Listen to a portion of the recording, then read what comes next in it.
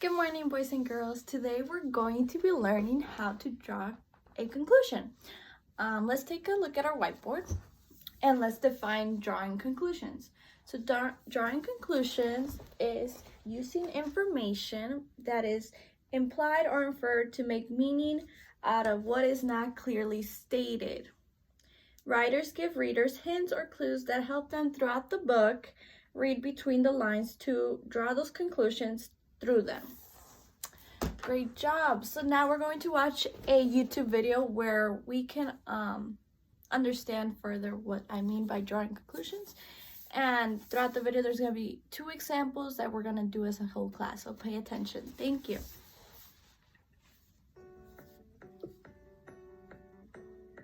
What is a conclusion? Let's find out. A conclusion is a smart guess using clues the author gives you. Authors cannot tell every detail to the story. Readers must figure out the events and characters. Story clues help you figure out the characters and events.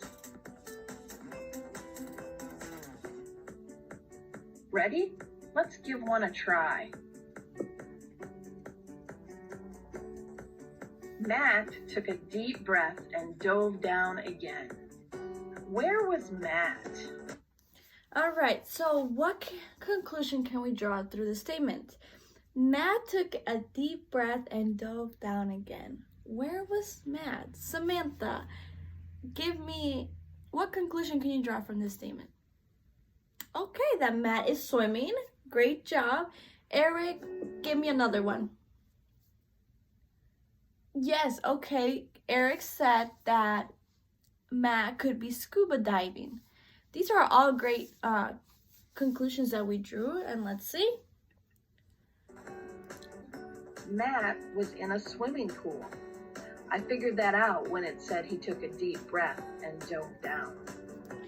Great job, students. So as you can see as a class, we were able to say that a conclusion that involved Matt in a swimming pool or swimming or going under.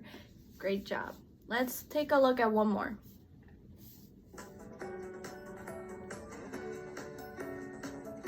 Jim has socks on the floor. His bed is not made and papers are all over. What does this say about Jim? Let's take a look at this statement now. Jim has socks on the floor, his bed is not made, and there's papers all over. All right, Samantha, what conclusion can we draw from this? Okay, Samantha said that Jim is not clean. All right, Eric, what's another conclusion that we can make from this? Oh, great job. Okay, Eric said that Jim is not an organized boy. All right. Let's see what the answer is. This tells me Jim is messy. I know that people with papers all over the floor are messy.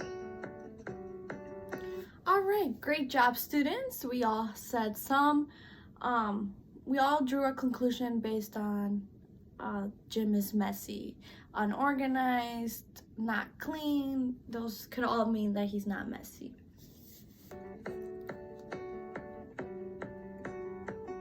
A conclusion helps you understand the story. That's all for this time. All right, great job, students. We were able to finish our little video example of how to draw conclusions through that. All right, and as we can see, drawing a conclusion helps the reader understand the story. With that being said, drawing conclusions helps the reader understand what is being implied or inferred throughout the book or video or story that is not clearly stated. Let's model. I'm going to model 2 examples before we go into our independent practice so that we can all still practice, because the more we practice, the more we get to, the more we learn how to draw these conclusions. All right, let's take a look at these statements that I have written on the whiteboard. there's 2 sets of 3 statements, and from that we're going to draw conclusions as a class. So pay attention when I read these out loud to you. So the first one says, your mom takes your temperature. That's the first statement. The second statement is, you must stay home in bed all day. That's the second statement. And then the third statement is, you eat soup and take medicine. What conclusion can we draw from those 3 statements? Samantha, what do you think? Okay, Samantha says that he is feeling down because you're feeling down because you're in bed all day. Okay, that could be a conclusion. Eric, what else are we saying? Okay, Eric says that based on those conclusions, we can assume that the person's sick because it says that they eat soup and they take medicine, and Eric said that when he eats soup and takes medicine is when he's sick. So from his background experience, he was able to draw that conclusion. And then lastly, let's see, what do you think, David? What can we draw from these statements? Oh, that you have a fever. Okay, that's a good one. Why do you think that? Okay, so David said that he implies that the person has a fever because the first statement, it says, your mom takes your temperature. Great job. So from this statement, we can conclude all those are all amazing because we can all support it with the details that we got. But overall, the broad conclusion that we can draw is from this is that you are sick, right? The person is sick. The person is sick. Great job, students. So now that we did one example, we're gonna do one more, and I know that we got this because I'm impressed with all the conclusions we've drawn already. All right, so the second set of statements says, the first one says, the crowd is cheering loudly. Players in helmets are running on the field. A man throws a brown ball. So now, what is happening? So based on the statements I provided, who can tell me what is happening? Let's start with Eric this time. What can you draw from these statements? Okay, good job. Eric said his older brother plays football at a high school, and he says that maybe he's playing football because the crowd is cheering loudly. So when Eric goes and watches his brother, the crowd is always cheering loudly. So again, based on our background experiences, we can draw conclusions differently from what we experience and what the statements we have and how we can support those through those statements. All right, Samantha, what can we draw from this? Okay, so like you see, Samantha says maybe they're playing lacrosse because players in helmets are running on the field. Okay, but Samantha, remember, what's the third statement? A man throws a brown ball. Great job, Samantha. So once she read the third statement again, she remembers that lacrosse doesn't involve a brown ball. So she agrees with Eric that the person is at a football game. And then David, what can you say? You see, David plays football in his league, and he says that they wear helmets and that he throws a brown ball. The football is a brown ball. So we all assume that there's a football game happening. So great job. We can draw a conclusion that there's a football game. There's a football game. Right here. There's a football game. Great job, students. I'm so amazed by how easy and how fast we were able to grasp how to draw conclusions. If you do need extra help, don't be afraid to ask me. We can say one-on-one and we can review what we just went through. Again, I will be adding this definition to our word wall so that you can, to our term, like our glossary word wall that we have.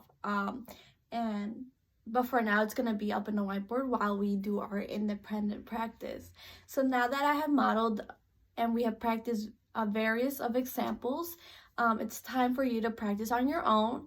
take a look at the following text examples that I'm handing out. Here you go, here you go. The first one is named Spring Child. It should look like this. Great job. So that's the first one. And then the second one should be named The Mess. It should look like this. Great job, students. So now that we have those, behind each paragraph, there is 2 questions. So when you flip that, you should see 2 questions.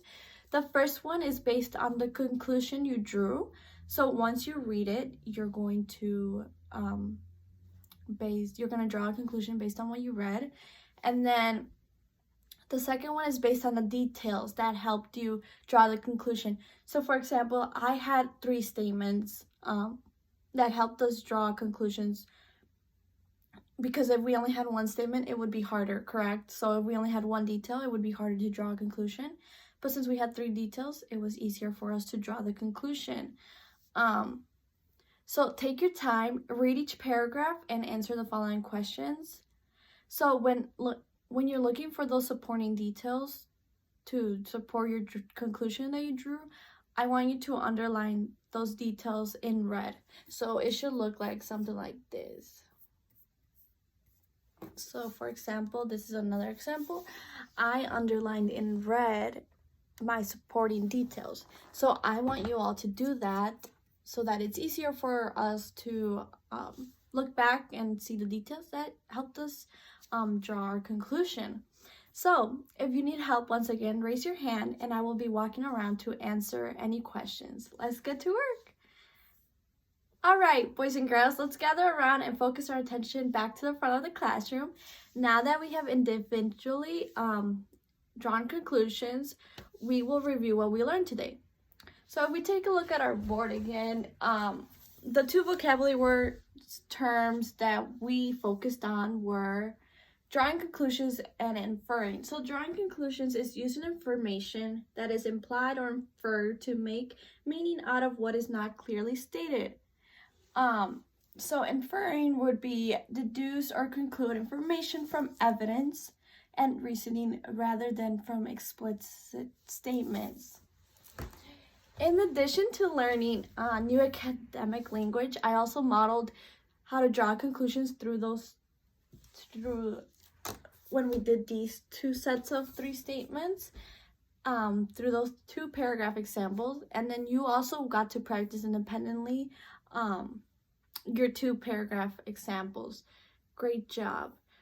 Thank you, 4th graders, for being amazing listeners. Like always, don't forget to turn in both paragraph examples with the answers to the questions written in the back, so I can check for completion on those, and so I can understand if you understood what we learned today. Have a great rest of your day, and I will see you all in our next lesson. Bye!